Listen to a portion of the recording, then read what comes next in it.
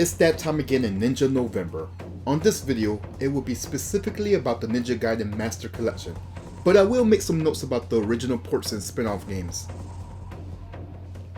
The first thing to mention about the Master Collection is that it will include the Sigma ports of the Ninja Gaiden games.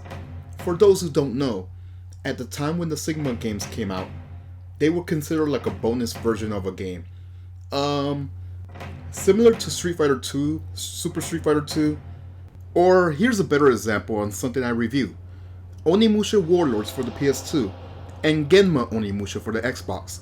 The context is basically an original port was exclusive to a console, but an updated yet different version was exclusive to another. Anyways, back to the Ninja Gaiden Master Collection. In all three games you will play as Ryu Hayabusa. The first game is Ninja Gaiden Sigma, which was exclusive for the PS3.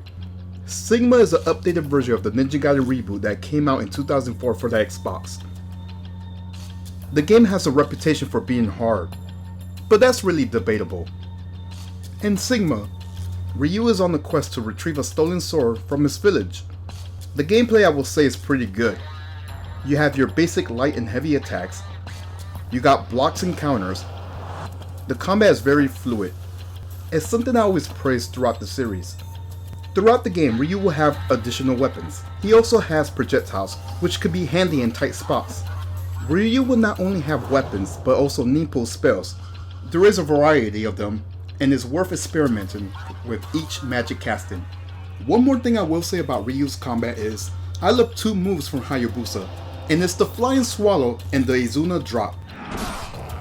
The Flying Swallow is pretty easy to execute just by jumping towards your enemy and using the heavy attack button. If done correctly, Ryu will either slash through his enemy, or the enemy will end up being decapitated. It all depends on how much health the enemy has left.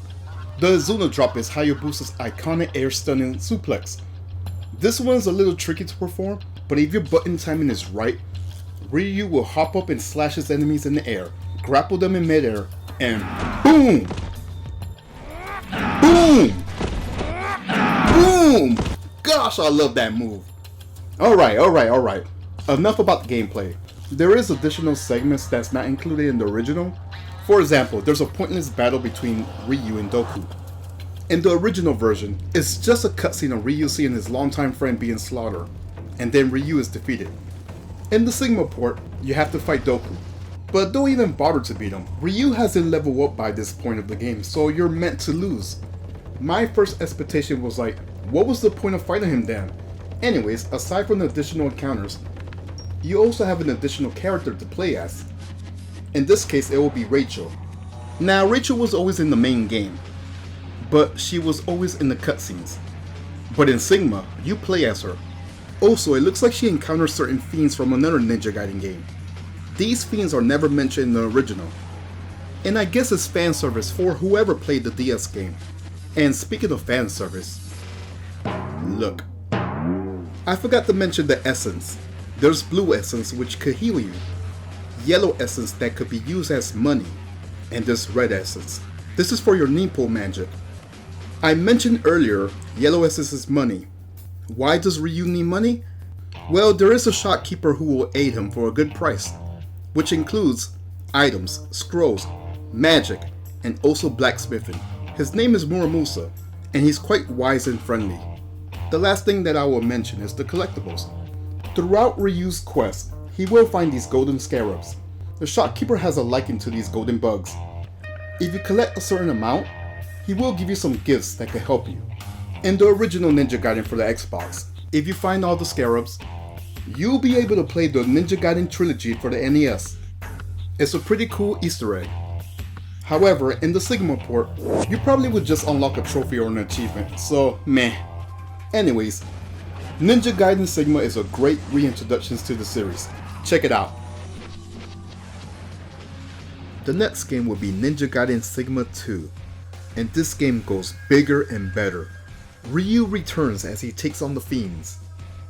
He goes on a journey around the world to encounter these greater fiends, so it's pretty cool seeing Ryu in these landmarks.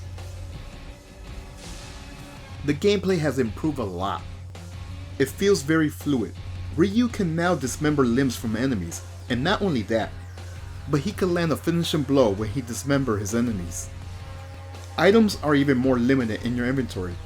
Instead of elixirs, you now use herbs and mushrooms for health and ninpo respectively. Also, there's a new health replenish system in this game. You see, after any enemy encounter, Ryu could replenish some of his health, but it's only a limited amount of health. I have noticed that Sigma 2 also has an auto aim in this game, and honestly, I don't know how to feel about it.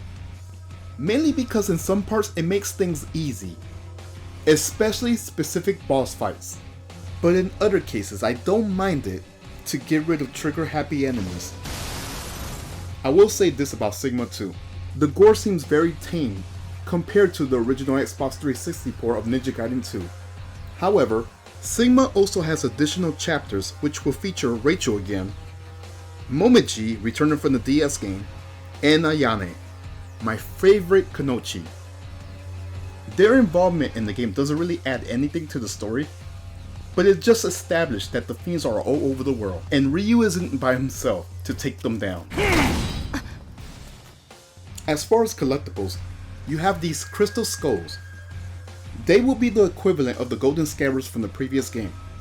Ryu will also have old and new weapons, and oh my gosh, I have to say, my favorite weapon in this game is the Eclipse Scythe. It's so awesome.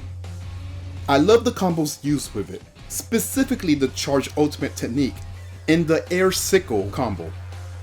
Ninja Gaiden Sigma 2 is pretty cool. Check it out.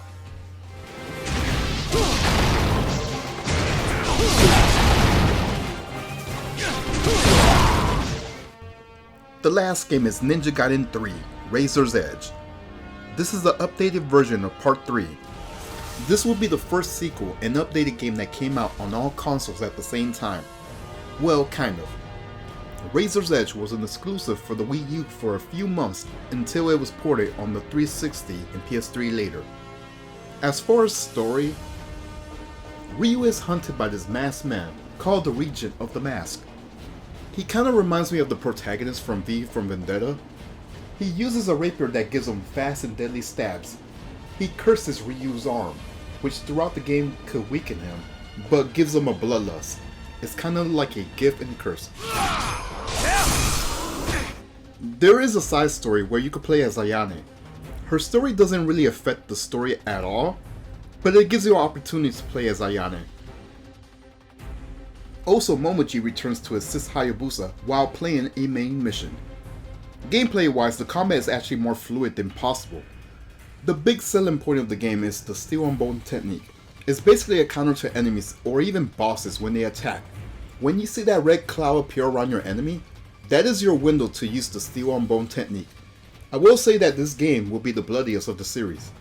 This game will also introduce a slide feature to advance in new areas or to just dodge attacks. The slide is basically the roll or invade version of this game. There's also segments where Ryu has to climb and use the shoulder buttons to climb up. You can also throw kunais in case you have an attacking enemies from above. There's this one cool feature in the game, and it's a shame it's not used a lot. This will be the stealth feature. If I remember correctly, I think it's used like one time.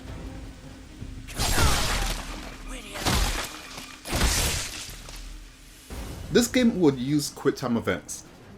This sequel came out around the time when QTEs were popular in games, but honestly, I feel like it wasn't needed in this game. I think it was the game's way to immerse the player into the action. Returning to the game will be the Golden Scarabs. These will grant you points. There's no longer essence to heal, get currency, or get Ninpo magic anymore. You just need points to unlock skills, upgrades, or even costumes. Get to a save, which is an encounter with a falcon, or by using Ninpo magic. There is no heal item in the game. However, there is a skill to use your ki to heal, but you will be left wide open for an attack. That's all that Razor's Edge has going for itself. I think the game is okay, but very different from its predecessor. Alright, so that's the Ninja Gaiden trilogy on the Master Collection. I think it's a fair remaster of the games.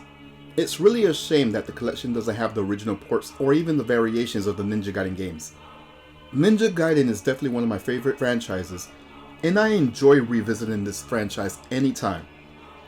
Out of the three, the first one will be my favorite, specifically for nostalgia. I just love the story, gameplay, and the reward for conquering these encounters. Gameplay wise, Ninja Gaiden 2 will be the better game. But I just love the first one a lot. The third one is the rough one. I don't hate it, but I do feel like that game could be tedious with the enemies. Like, the majority of the enemies are military guys, and sometimes some fiends from previous games. And I'm like, okay.